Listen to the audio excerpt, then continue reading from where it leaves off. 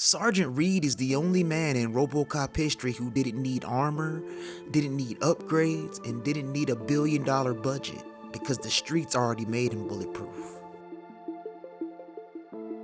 Man, bro, what the you looking at us for? We can't get you out of this situation. You better look elsewhere. Let's go inside the mind of Metro West's last real leader, Sergeant Reed. Sergeant Reed isn't terrified of punks, killers, or gang members. He's terrified of something way bigger. Pause. A city being run like a corporation instead of a community. Reed's whole character is built on one thing: loyalty to Detroit, not OCP. Most cops in the movie follow orders because they don't want problems. But Reed? Hell nah. Reed stands in front of a room full of angry officers ready to walk out and says, "This is our city. I'm not giving it to some company. Those niggas." Alright, he didn't say all that extra at the end, but still, that's what that nigga was thinking. That's not courage. That's a man who knows the streets better than people trying to own them. One of the coldest things about Reed, he refuses to call RoboCop a product. He refuses to treat him like a machine, and he refuses to let OCP dehumanize him. Look how fast he recognizes Murphy behind the metal. And when RoboCop walks into the precinct for the first time, the officers around him are stunned. But Reed, hell nah. Reed sees a ghost they all remember. Because Reed was Murphy's real leader, the guy who knew what kind of cop, what kind of father, and what kind of man he truly was. Damn, that's tragic. R.I.P. Murph. Reed is who everyone runs to when the city collapses. Murphy goes rogue, Reed covers for him.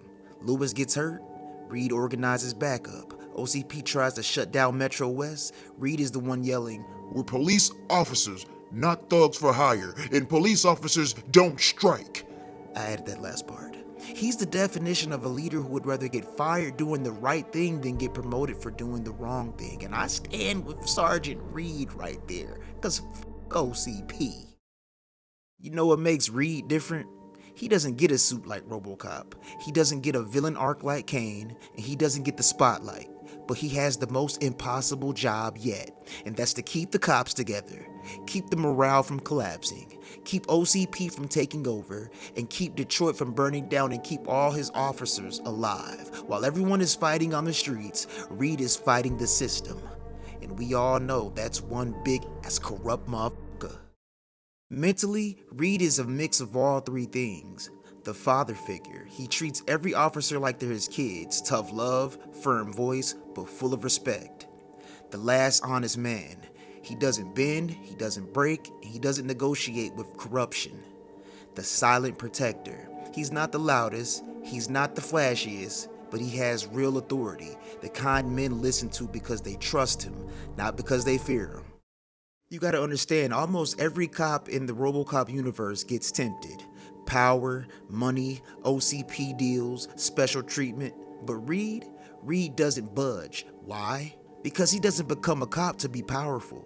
He became a cop because Detroit needed fighters. And the craziest part?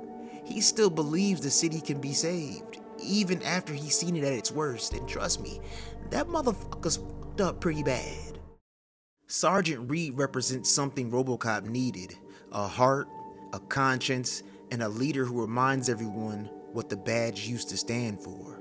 Murphy is the symbol, Lewis is the loyalty, but Reed is the soul of Metro West. If Clarence Boddicker is the fire and Murphy is the metal, then Sergeant Reed is the voice that keeps Detroit from falling apart. Let me know who you want to see on the next Inside the Mind series, because we're going deep into the characters that made cinema unforgettable. And remember, dead or alive, you better like this video, bitch.